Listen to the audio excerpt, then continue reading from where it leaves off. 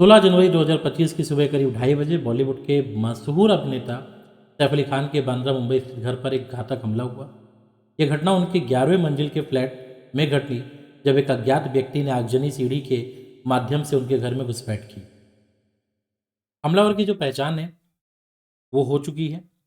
ऐसा माना जाता है कि जो हमलावर है ये मोहम्मद शरीफुल इस्लाम शहजाद के रूप में हुई है, जो बांग्लादेशी नागरिक है। कहाँ का नागरिक है? बांग्लादेशी नागरिक। इसके साथ में अगर आप देखेंगे तो ये विजय दास के नाम से भारत में रह रहा था और अवैध रूप से यह भारत में घुसा था। तो आज इसी के ऊपर डिटेल में चर्चा करेंगे, समझने की कोशिश करेंगे कि आखिर ये मामला जो हुआ, ठीक है, इस मामले को लेकर हमारे लिए इतनी इंपॉर्टेंस तो नहीं है, और सबसे बड़ी बात यह है कि या वही व्यक्ति है नहीं है, इसके बारे में भी न्यूज़ पे लगातार अटकलें चल रही हैं। लेकिन हमारे काम का है कि फ़ोन डंप। जी हाँ, हम आज चर्चा करेंगे उस माध्यम पे जिस माध्यम से पुलिस ने इसको पकड़ा है। तो आखिर मोबाइल फ़ोन डंप क्या होता है या मोबाइल डेटा डंप, इसके बारे में मैं यहाँ पे आपको डिटेल में थोड़ी-सी जानकारी बताऊँगा। चलिए डिस्कस करते हैं। सबसे पहले हम सभी को मालूम है कि आज की दुनिया जो है कि डिजिटल दुनिया है। तो इसमें फ़ोन डंप जो है ना, इसकी भूमिका बहुत ही इम्पोर्टेंट हो जाती है। कैसे? हम सभी मालूम है कि हम सभी अपने जीवन में स्मार्टफ़ोन का यूज़ करते हैं हर समय, या अन्य इलेक्ट्रॉनिक डिवाइस से किसी न किसी तरीके से जुड़े हुए हैं। ये कहीं न कहीं हमारे जीवन को एक, अगर आप देखेंगे तो हमारे जीवन की एक मिनी लाइब्रेरी है, जो आर्काइव बन गए हैं।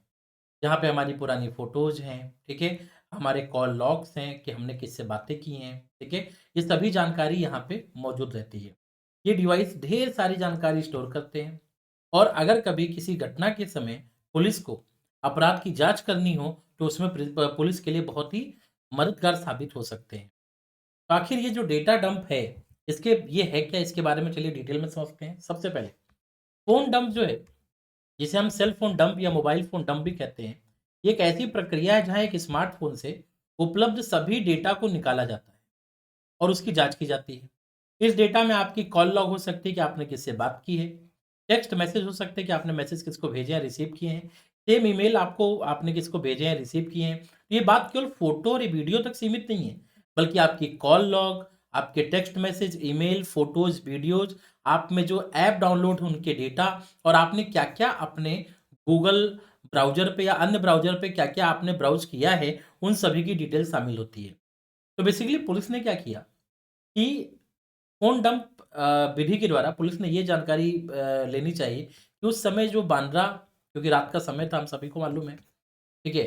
तो बांद्रा स्थित जो घर था सैफ अली खान के, उसके आस-पास में कितने मोबाइल एक्टिव थे, और उन मोबाइल एक्टिव जो हैं तो उसमें जो डेटा डंप है, ठीक है? वो वहाँ पे कहीं न कहीं उसमें call log, text message, email और इन सभी को स्टडी करने के बाद में पुलिस जो है, वो एक घेरा लगा लेती है कि भई इन लोगों पे शक जा रहा है, क्योंकि ये यहाँ के लोकल लोग नहीं लग रहे, लेकिन इतनी रात को यहाँ के टावर में कैप्चर कैसे हुए? और फिर पुलिस क्या करती है, उनकी डिटेल्स निकालना शुरू करती है। बोला जाता है कि फ़ोन डंप जो है ना, उसमें केवल स्मार्टफ़ोन नहीं, बल्कि आपने जो कंप्यूटर है, आपके जो टैबलेट हैं, या फिर आपने जो एक्सटर्नल जो ड्राइव है आपकी, जो आपका एक्सटर्नल ड्राइव है, उससे भी डेटा निकाला जा सकता है। और इसमें अक्सर अगर आप देखेंगे तो डॉक्यूमेंट, ईमेल, ब्राउज़र हिस्ट्री जैसी जानकारी जो है, ये इसमें शामिल होती है सबसे बड़े स्तर पे। इसके अलावा अगर हार्ड ड्राइव से डिलीट किए गए फाइल्स को भी, ठीक है, ये क्या कर सकता है, पूरी तरह ओवरराइट, अगर अगर ओवरराइट नहीं हुई है तो रिकवर कर लेगा। मतलब अगर आपने डेटा डिलीट किया लेकिन आपने ओवरराइट नहीं किया है, तो ये डेटा वहाँ से निकाला जा सकता है और जानकारी इकट्ठा की जा सकती है। लेकिन हम सभी को मालूम है कि अगर कोई भी तकनीकी है तो उसके कुछ फ़ायदे हैं और कुछ नुकसान हैं। तो आइए सबसे पहले बात करते हैं फ़ायदे की। भई फ़ायदे में क्या है कि एक महत्वपूर्ण सबूत के रूप में साबित हो सकती है। कैसे? मान लीजिए किसी घटना हुई है, उसकी जाँच में लगी हुई है पुलिस, तो call detail, message, location data के माध्यम से वो गतिविधि का पता लगा सकती है। या फिर जो सोशल नेटवर्क है, कॉन्टैक्ट, मैसेज, ऐप, ये सब, इनकी जानकारी भी प्राप्त कर सकती है। इवन अगर आप देखेंगे तो लोकेशन डेटा जो है, ये भी निकाला जा सकता है, जो रिकॉर्ड जाँच के समय सही मतलब ट्रैक करने में मदद करता है। क्योंकि भई आपको लोकेशन भी पता चल जाएगा, भई यहाँ पे लोकेशन पे था ये व्यक्ति, झूठ बोल रहा है, सही बोल रहा है। पिछला डेटा भी आपका निकल जाता है, जो आपने डिलीट किया होगा, अगर ओवरराइट नहीं किया है, तो वो भी आपका डेटा रिकवर हो जाएगा। लेकिन इसकी अपनी कुछ चुनौतियाँ भी हैं, जैसे डेटा बहुत ज़्यादा होता है, तो इतने डेटा को स्टडी कर पाने में बहुत मेहनत और बहुत समय लगता है। सिक्योरिटी फीचर्स, जैसे कुछ डिवाइस में इंस्क्रिप्शंस होते हैं, पासकोड होते हैं, इनको निकालना आसान नहीं होता है, इनको एक्सेस करने में बहुत समस्याएं आती हैं।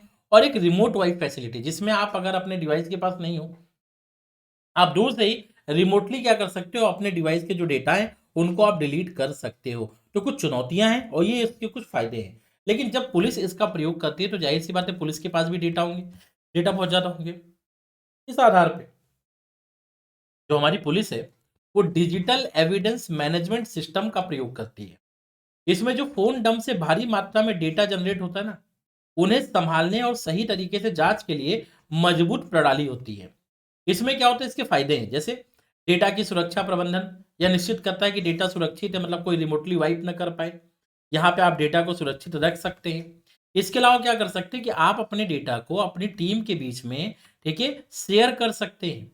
और ताकि एक पूरी टीम मिलके, भाई आपने मान लीजिए कि आपके पास में 500 फाइल हैं, you have to study 500 files, तो आपने क्या किया, आपने 10 लोगों को भाई 50-50 फाइल दे दिया, भाई 50 तुम स्टडी करो, 50 तुम स्टडी करो। तो इस हिसाब से कोलैबोरेशन में क्या हो सकता है कि एक जांच की जा सकती है और डेटा को व्यवस्थित और जल्दी से एनालाइज करने की सुविधा प्रदान करती है। और इसीलिए डीईएमएस जो है ये काफी महत्वपूर्ण हो जाता है। क्लियर है? यस, डिजिटल एविडेंस में जो डिजिटल एविडेंस मैनेजमेंट सिस्टम है, डीएमएस, ये बहुत ही सही प्रक्रिया है, जिसमें आसानी से हम डंप किए गए डेटा की स्टडी करके और एक निष्कर्ष पे निकल सकते हैं, जांच कर सकते हैं। अब रही बात कंक्लूजन की, तो हम सभी को मालूम है कि फोन डंप जो है ना, और जो डिजिटल एविडेंस है, ये आज के टाइम में तो बहुत ही इंपॉर्टेंट हो गई, इसेंशियल हो गए, क्योंकि हर किसी की लाइफ जो है ना वो डिजिटली जुड़ी हुई है। और सबकी लाइफ जो है ना, उसकी एक मिनी लाइब्रेरी या मिनी आर्काइव आपका मोबाइल फोन है।